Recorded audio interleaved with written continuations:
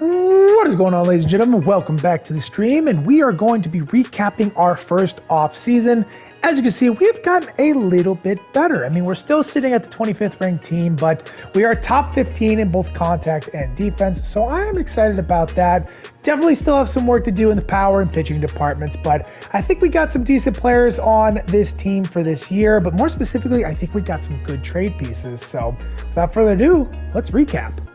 So there were a few key areas that I was trying to focus on when I was looking at the free agent market, and one of those was at least a starting catcher against right-handed pitching, and I honed in on Omar Narvaez. Decent contact numbers and power numbers against righties, and also a really good receiving catcher to help out my young pitching staff. Check out the numbers last year. Nothing too crazy, but I'm only going to be playing him against righties, so I think he can get those numbers up a little bit higher. He will be platooning with Carlos Perez, who had a pretty decent year last year, and Perez will get the weak side of the platoon against lefties. So I feel like we've kind of shored up our catching position a little bit with that combination, and I believe that Narvaez could be a possible trade candidate come midseason. Another area I wanted to focus on specifically was a starting shortstop position, specifically because I didn't really want to roll with Braden Shoemake again, and I don't want to put a ton of pressure on Colson Montgomery. So I wanted somebody who could start in the meantime and could be a good trade candidate come the trade deadline. So I honed in on Ahmed Rosario. Take a look at the numbers last year. Average was quite solid and the slugging was outstanding. Not a guy who takes a ton of walks, but he does have some pretty good speed and will steal some bases for you. So you see the 12 that he had last year. Not a great defender, and he actually won't be starting for us at shortstop, and I will tell you why in a little bit, but he was a guy we targeted in the free agent market, and we were able to get him for a 1-year, $5.2 million contract. Seemingly was kind of overlooked in the free agent market, so we kind of jumped in there and pounced on that and got ourselves a solid player. Another area I wanted to focus on was getting some lefty smashers on my team. I have a couple of left-handed hitters like Dominic Fletcher and Gavin Sheets that I like having the lineup against right-handed pitching, but they cannot hit lefties to save their lives. So I went out and got Randall Gritchett, who just crushes left-handed pitching and actually holds his own quite well against righties as well. Okay defender, not great, but you look at the numbers he had with Arizona last year, just crushed the ball against what I was assuming mostly left-handed pitching. So this is a guy who should be a good staple in our lineups against those lefties and should have some pretty good value come the trade deadline. Along those same lines of looking for a lefty smasher, I went out and grabbed Mauricio Dubon. He wasn't my initial target as another lefty smasher. I can't remember off the top of my head who I was targeting originally. Oh, you know, it was Austin Slater as I tried to target, but he was pretty popular. I think he has like an overall of like 78. So we eventually got phased out of our offers for him. We brought in Mauricio Dubon on a 1-year, $3.9 million contract after he was non-tendered by Houston last year. You see the numbers aren't great, but again, we're going to be focusing on him just against lefties. Love his positional versatility as well, along with his defense. Should allow him to get plenty of starts against righties as well. Bullpen was also a pretty heavy focus in the free agent class for myself. I do have a lot of intriguing young upside arms, but I really wanted to shore up the back end of my bullpen with some good, strong veterans who could also be trade candidates. And of course, I had to go get Big Craig Kimbrell himself with 418 career saves. He is going to be sitting in our closer's role. You see, he had a very good year with Baltimore last year and actually pitched for the White Sox in 2021 after he was traded from the Chicago Cubs to the White Sox. He was kind of overlooked in free agency because of his age. Obviously, regression is going to hit him pretty hard because of that age and service time, but I try to manage the regression by kind of having it every month, so he should be able to hold most of his value and fetch some stuff at the deadline. Another relief arm I focused on was Dylan Floro. You see what he's able to do last year with Washington, 25 holds and a 2.94 ERA and a pretty solid FIP and component ERA to boot. This guy will be settling into our setup role. Again, nothing too crazy, but I love that he's an 80 overall. That should be able to fetch some good value at the deadline as well. And a final guy I brought in from the free agent market, I was really trying to scour for guys that got non-tendered or avoided arbitration with teams who they were looking to move on. And I found a guy, Trevor Larnach, coming over from the Minnesota Twins, the rival Twins. See, not a great year last year. Overall, his career has not been great, but I like how he does against right-handed pitching. Needs some work against lefties, but he's not terrible. Decent defender as well. Love the discipline up there at 88. And this is a guy I'm looking to keep around for a couple of years. Hopefully we can try to get him to pan out, and maybe he can be a nice transition player for us in the meantime. Free agency wasn't the only method I used to try to rebuild this team back up. I also kept a very close eye on the waiver wire and noticed that quite a few guys who intrigued me were being DFA'd by teams, and one of those guys was Tony Gonsolin.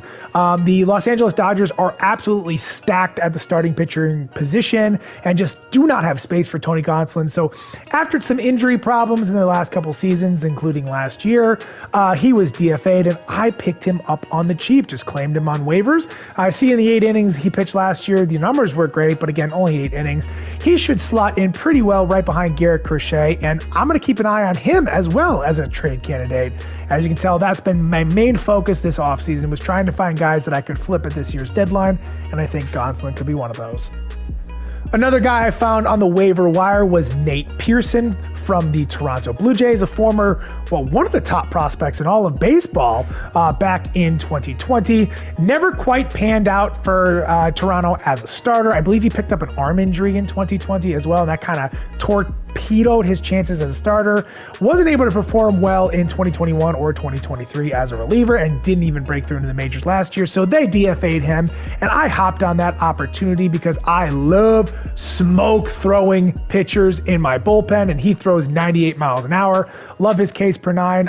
He's going to be starting in the minor leaguers because he did not win a bullpen slot out of camp, but we're going to try to get a little bit more develop out of him. I believe his potential is 78, and so this is a speculative ad, and I think he could be a nice piece for us going forward.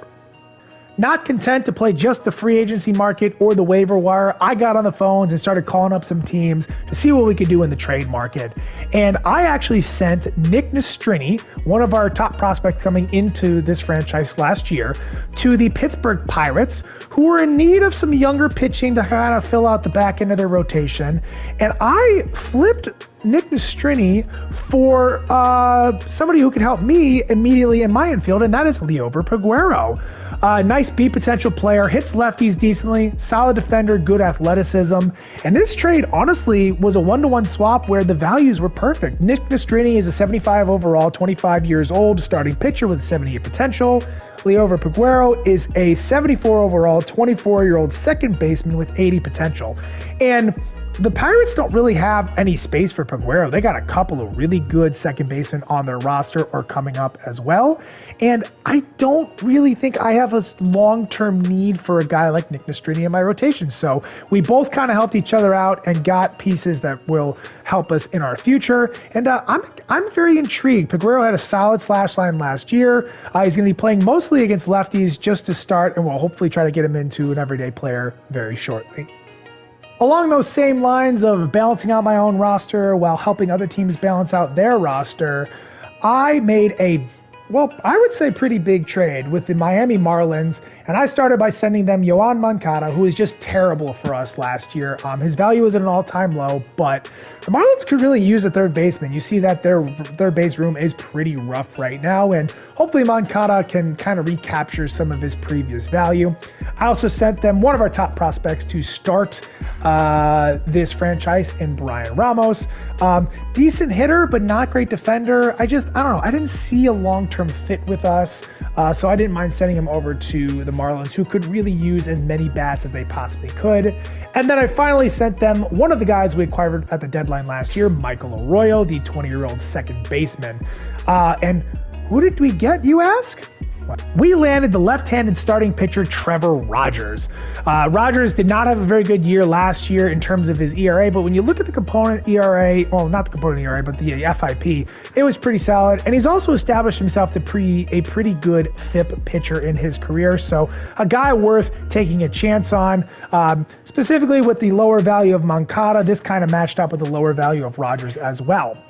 So some of you may be noticing that I am actually not on the White Sox right now. I am on the Arizona Diamondbacks. And that is because I turned around and flipped Trevor Rogers in another trade package. And that is to get someone who I think would be a very good help to our roster and also help balance out the Arizona Diamondbacks roster. And that was Geraldo Perdomo. So the Diamondbacks are pretty full up on middle infielders. If you go and check over there right now, you'll see that at shortstop, they have one of the best prospects in all of baseball, Jordan Lawler, who is already their starting shortstop. At second base, they have Ketel Marte, who is a very good star player on a long-term contract. And then at third base, they have Rafael Devers and Eugenio Suarez. So there really was nowhere for Geraldo Perdomo to play. So he was just sitting on their bench, and they really could use some starting pitching. So I decided that, hey, listen, I want a strong, solid defending shortstop who also has a little bit of bat to boot.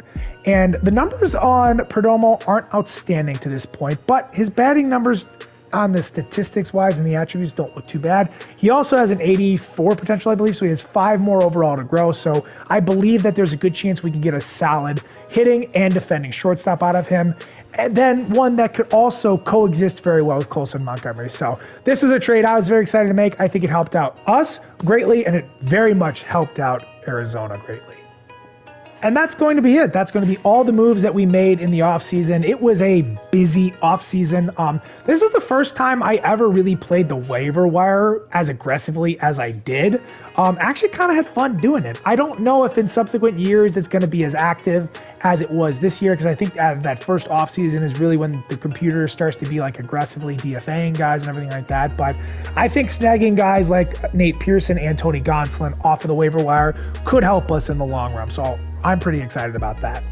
And let's check out our lineups before we get out of here. So Perdomo, as I mentioned, will be starting at shortstop. Dominic Fletcher will be starting in right field against right-handers. Robert, of course, as our center fielder, batting third. Sheets behind him. Ahmed Rosario will be playing third base for us.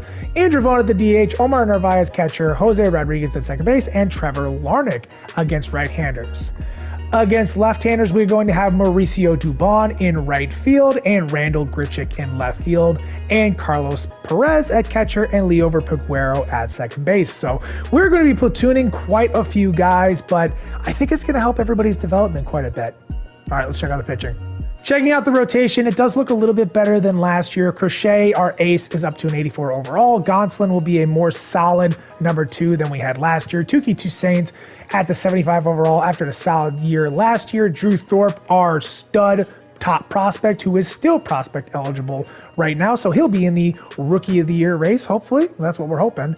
And then Chris Flexen will be hanging out at that number 5 slot. He pitched very well last year, or at least well enough to be a strong option at number 5. Checking out the bullpen, Jared Schuster, we did convert to a full-time reliever, so I'm going to see how he can perform in that low leverage, long relief role there. Davey Garcia didn't want to keep him up over other guys in the minors, guys like I think Juan Then was the one I really wanted to keep up because of how great he was last year. He also had an outstanding spring, but Davey Garcia is actually out of options, so I'm going to let him sink or swim. If he does not perform, he is going to get sent back down and probably taken off the 40-man roster altogether.